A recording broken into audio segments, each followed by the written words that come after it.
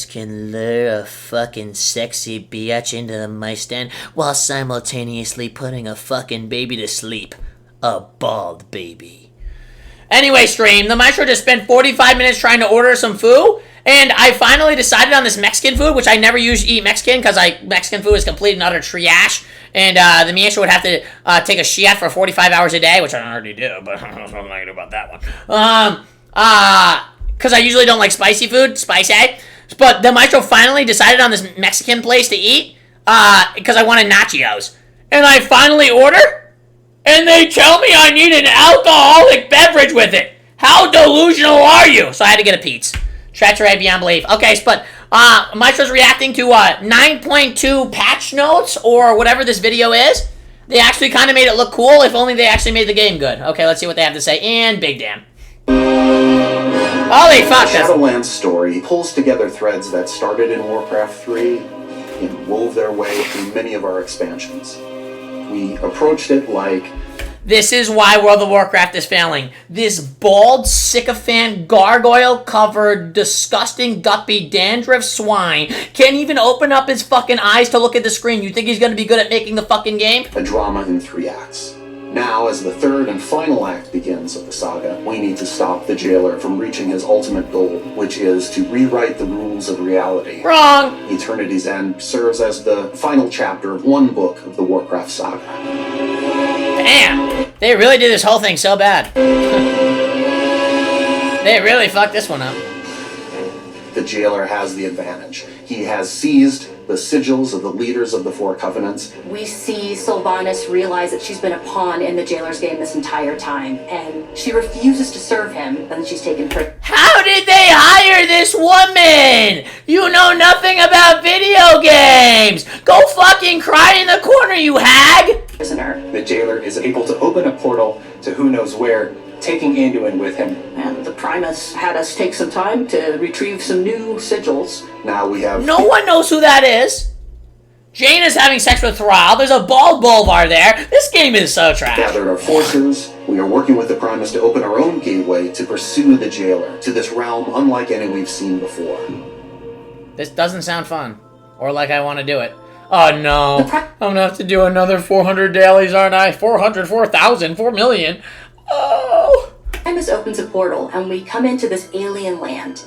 It's completely white, foggy, we're walking on... Probably like your subconscious. They can only make out some shapes, some figures there, some crazy devices and consoles. Eventually you make your way to a giant gate, and behind it lies Zereth Mortis. No one knows what that is. Zereth Mortis was created by the first ones. What is this creature? This is something you'd find in Zereth Mortis.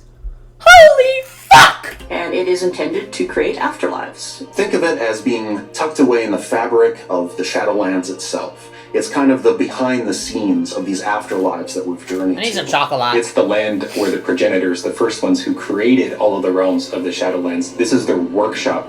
They've created everything we've experienced in Azeroth and Shadowlands, So they're and retards. even realms we haven't discovered yet. These first ones built the universe, as far as we know. I was gonna irk it after this, but these fucking piglets actually turned me off so much I probably won't even be able to irk it. But their intentions or methods are... The mini-mice just shriveled up into a prune at this point. Stop showing her! Is it her? No one knows. completely unknown. But of course the jailer's presence here is disrupting this process. And we're working to push back against the jailer's forces and protect this place. I think the artists have done a fantastic job. This is fantastic? This is a couple fucking paint blobs on the fucking screen. I can do that in my sleep. And I know they did a lot of research, and they looked at a lot. I have accidentally painted the mini-mice in my sleep. There was accidentally some accidents in my sleep a couple times. A couple. A lot of real-life examples of very strange places in the real world. As a team, we were really trying to make this place as alien as possible, so we really wanted to make everything feel completely unique. You just could have copied yourself. Our trees here are floating, we have stones that are floating. You've literally already done this in the Grand. You've already literally done this. Yeah, it's We even have the massive Forge of Afterlives that is floating in the center of the zone. And true to its name, it's something that is kind of putting together a new afterlife to be sent out into the Shadowlands. We have this water all around you because water is it's really the really catalyst for any kind of creation. It's actually unlike any other water that we've seen before. This is actually water that we can walk on. This guy looks like the biggest communist. You can just tell by his delusional Siberian communist earrings where he mines salt in the fucking mines of fucking Alaska. Fucking bitch. Holy fucking shit, this kid's It a almost bitch. creates like a threshold between Sereth Mortis and some other kind of more... You can just tell that kid's a fucking leech on life. You know, that kid is the biggest fucking jellyfish leech. That's why he made jellyfish in the game. Everything you see in Sereth Mortis has a purpose, an intention behind it. For us, it was really important to find ways to convey that intention in the environment itself. And one of the ways in which we did it was through this duality between a lush and a dry biome. In the dry biome, we see perhaps what the original look of the zone was when the progenitors were first establishing this workspace for themselves. And in the lush biome, we see the result of their experimentation with plant life and fauna and things. This is what they did in 9.2. They added in some weird-ass alien fucking thing representing themselves? Make the game better! What is this shit? I don't need to see some fucking horned rhinoceros from the Crustaceous period that looks like a fat bitch in real life. Make the fucking game better! These are all test beds for what we'll eventually see elsewhere. From there, we started thinking about what kinds of creatures would be in this place that are fundamentally prototypes. There's terraforming here. There's creatures that are building afterlives. We tried to really stretch and think what that might be like. My personal favorite includes the giant armored snail, and we also have a progenitor chicken. Yeah, that's really creative. Made a robot chicken and a robot snail. That's... yeah, you should hire more of these people. Which answers the question of what came first. These first ones who crafted Zereth Mortis, what they left behind were the Automa, meant to take care of the place and make sure that it fulfilled its function to create afterlives. The Automa have several different classes, and you can see this in their silhouettes. We have Why the am I builders, watching this? we have the protectors, we have the casters, and each one of them have a specific role within the Shadowlands. And then you'll also discover... Dude, I just know after all this we're gonna have to do 400,000 more dailies. I don't wanna. For the Jiro, which are a part of the Automa, they're a little more quirky, they have a little more personality, they are a little more sentient than the other Automa, so some of them even split off to pursue their own desires. She's talking about one of the random mobs who no one will ever give a fuck or care about at all. It's a random mob in the world. Why are you talking about it? Can you imagine if she was like doing like a whole skit about the Murlocs? The Murlocs of Elwyn Forest. They're Murlocs! Let's talk about that for 10 minutes! Unfortunately, when we found our way in, Devourers also found their way in. They are ravenous. They're consuming this weird energy, and it's causing them to mutate and to fall apart. And the Automa, where they are confronted by them, some of them are fighting them off. And so it's going to take some time for them to understand. This is really why the game is falling apart. They're actually talking about this shit instead of fixing actual gameplay. How about this one? In a new expansion, give us a new spell. How about that? We went 2 expansions with 0 new spells. Fucking delusional morons. Here trying to help them drive out this threat. Fortunately, we've got some allies. There are some enlightened brokers here that we're going to be working with. But it's a broker that arrived here quite a long time ago and has had a change of heart from looking at the world as a very transactional place to seeing this place as a holy place, a sacred place. These retards. We meet an enlightened one named Fareem, and Fareem needs our assistance, and in return he leads us to Haven, which is a hub that has been created out of progenitor ruins, and this is where the enlightened really have made their home. At least make it cool. As a foothold here, as well as use it as a base of operations. This and is really the new start city? unlocking the Oh my mysteries God. of this land. This is literally a fucking base camp where it's this ragtag base camp of ne'er-do-wells. The enlightened brokers are intent on protecting and preserving the work of the first ones here, but now they're seeing Zoval bring his forces against the Automa and tear up the land, and they are eager for assistance. The brokers themselves are very ostentatious. I'm gonna fuck your ass. They're very into materialism, but the enlightened are not that at all. They have relinquished this material way, and you'll see this reflected in their clothes. They're a little tattered, they're a little faded. Because They're not even humans, they're robots. They're just here for the pursuit of knowledge. When players arrive, they're kind of fishes out of water. And one of the first things that we have to do Yeah, when players arrive, when the 5 people arrive. is start learning how to communicate with the automa. No one Think plays this of awful it game. as a kind of runic language, based in symbols. We will bond with a small construct who's pretty cute. I cannot believe, how did this woman get her job? I don't understand it. What do you know about video games? What do you know about anything in life? You sit there and probably eat your stale oatmeal in your trailer all day. And with his assistance and the assistance of Fareem, we will learn eventually how to understand the symbols. Dude, I'm not through learning the a second cipher language, of man. The first ones. We'll uncover different parts of this alphabet and start to learn more about the progenitors and Zereth Mortis itself. It will allow you to unlock new and different forms of content. This place that can doesn't range look from cool, daily though, quests to new options on the vendors. It looks horrible. To places to explore and new side quests that open up. So it's really the gateway to exploring the far reaches of Zereth Mortis. As we looked into the development of Cypher of the first ones, we wanted something that was unique that players haven't seen before.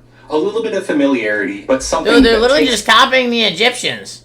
that to the next level. We really involved the whole team in this creative process. We worked with our UI team to be able to represent those through text, through these things, talking and seeing them on screen in chat bubbles and in our chat window. Little by little, these kind of runes start taking shape into words that we recognize. But it's going to be a process that unfolds over the course of playing through Eternity's End.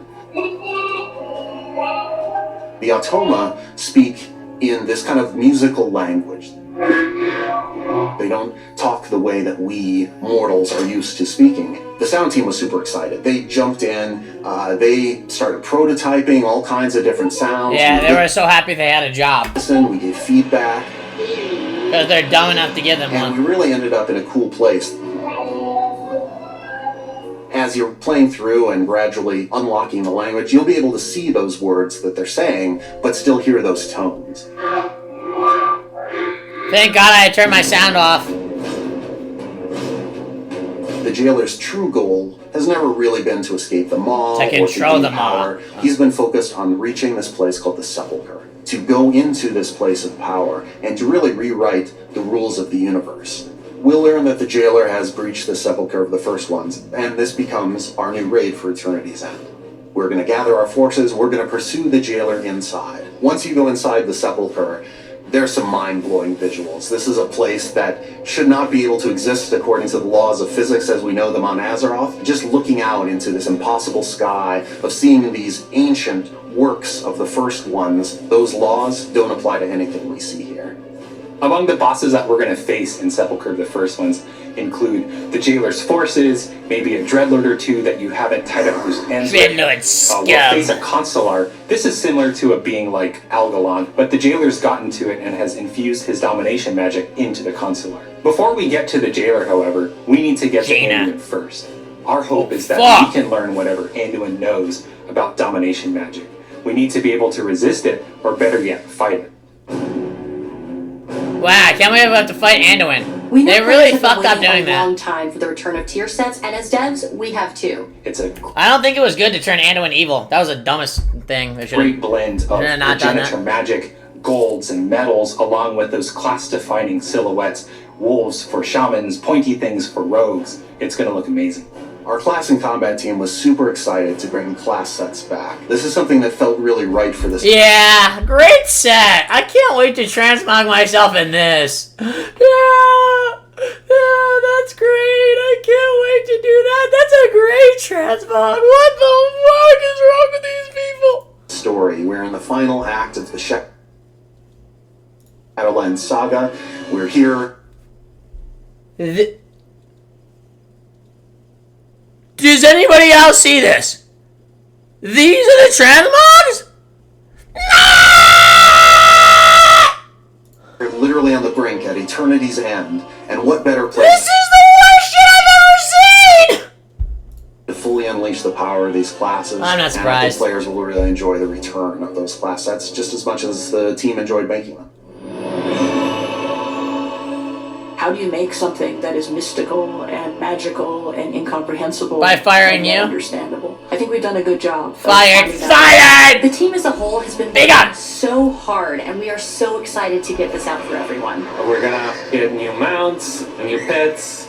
A bit We horrifying don't for want me, new but mounts and new exciting for some pets. is the fact We that want to be able to log on and mounts play the can now game. fly. Who needs flying spiders? But that's also going to be a cool thing for people. No, updates to exactly. production. We don't want flying spiders. Oh my god, we don't want flying spiders. We want new abilities. We want to log on and get gear. We want to be able to have people to play with. We want to not do 3,000 dailies. We want to not have 5,000 bugs in the game. Like, to this day, they still haven't fixed the Divine Toll bug. So I can use Divine Toll if I get CC'd at the same time. I still fucking, it won't be able to get the cast. It's the most delusional thing. To soul binds, to conduits. Yeah, There's take a those new out of the game, game. minigame Soul Binds and Conduits gone. That's what you... in Darkmoon Fair.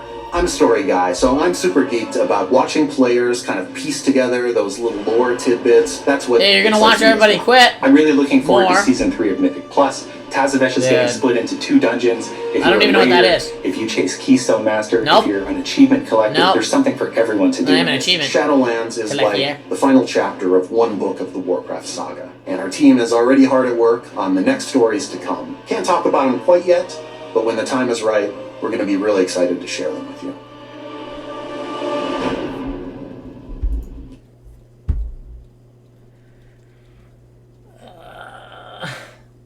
Well, looks like that's not getting better anytime soon. Oh, God. Well, hopefully the Maestro's Pete's comes soon. I really need a donation. Dude, I don't understand. They can't wrap their heads around it. They don't understand what the game needs. They can't figure it out when it's the most simple, obvious things of all time.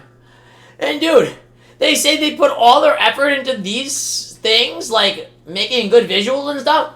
That was the most, like, simple, awful, generic. I've seen those fucking places millions of times. Like, they acted like those were whole new, like, unique zones. Those were, like the most generic, awful. There was literally just green grass on the ground. Like, what? He's dead. Hire the Maestro. If they hire the Maestro, I would fire every last one of them with zero impunity, send them to Siberia where they can work in the coal mines for the rest of their worthless lives. Anyways, Maestro never gives up.